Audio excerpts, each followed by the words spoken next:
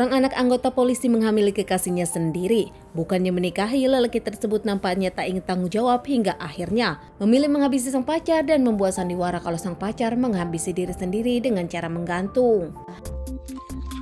Kisah nyata yang aku ceritakan kali ini terjadi di kota Mataram, Nusa Tenggara Barat.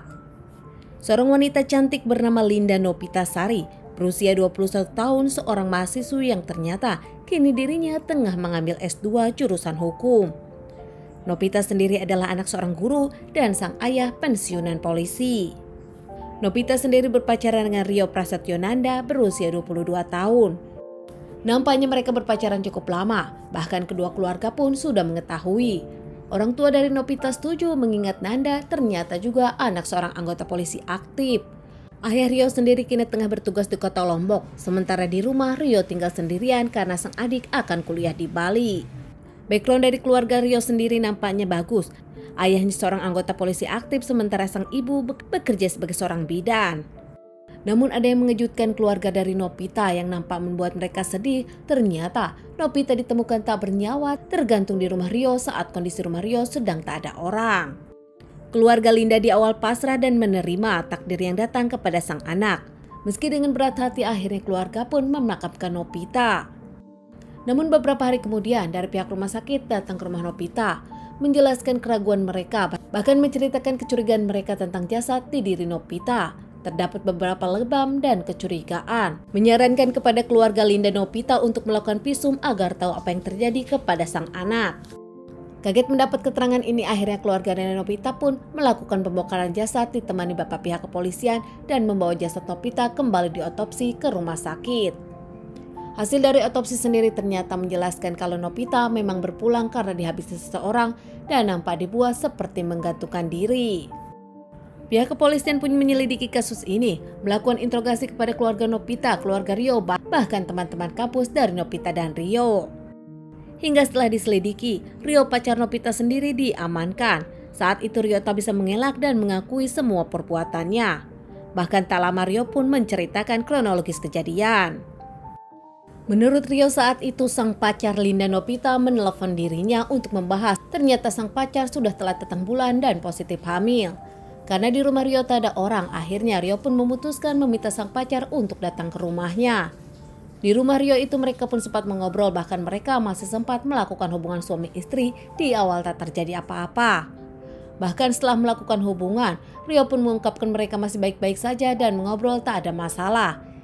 Hingga bahasan saat itu Rio pun ditelepon orang tuanya untuk pulang dulu ke Lombok.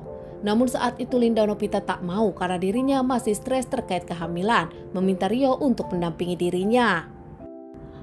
Rio menjelaskan dirinya harus pulang dulu ke Lombok mengingat dirinya harus menemani sang adik kembali mengurus kampus-kampus sang adik. Namun ternyata Nopita tak mau hingga akhirnya keduanya pun cekcok. Nopita bahkan mengancam akan melaporkan dirinya hamil kepada orang tua Rio.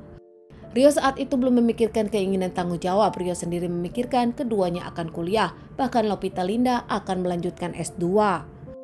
Rio yang meminta sang pacar untuk sabar, namun ternyata Nopita tak sabar hingga akhirnya percekcokan keduanya makin panas membuat Rio memukul Linda. Tak terima ditampar, Nopita Linda pun membawa senjata tajam dan mengancam akan mengakhiri hidupnya. Karena takut pertengkaran mereka terdengar oleh para tetangga, Rio pun makin beram dan akhirnya Rio mengambil senjata tajam tersebut, membekap Nopita dan tak lama mencekik Nopita hingga akhirnya tanpa Rio sadari Nopita tak bernyawa. Panik saat itu bukan melaporkan kepada pihak kepolisian, Rio malah membuat drama seakan Nopita menggantungkan diri. Rio pun keluar dengan motornya dengan tujuan akan membeli tali. Kembali ke rumah usai membeli tali, Rio pun membuat drama dan membuat seakan Nopita menggantungkan diri. Usai melakukan aksinya, Rio pun mengunci pintu dan tak lama ke rumahnya ke Lombok seakan tak terjadi apa-apa. Sementara jasad Nopita Linda sendiri ditemukan oleh Titi, sahabat dari Nopita. Saat itu Titi pun menelpon Nopita namun tak diangkat hingga akhirnya Titi pun menelpon Rio. Rio mengangkat dan mengungkapkan kalau Nopita sedang ada di rumahnya sementara Rio sedang ada di Lombok. Titi yang memang ada perlu kepada Nopita Linda akhirnya datang ke rumah Rio. Namun ternyata di rumah Rio, rumah pun terkunci. Merasa ada yang aneh, Titi pun langsung mengintip dan kaget menemukan Linda tergantung terlihat dari luar. Titi pun langsung melaporkan kejadian ini kepada para tetangga dan Pak RT setempat.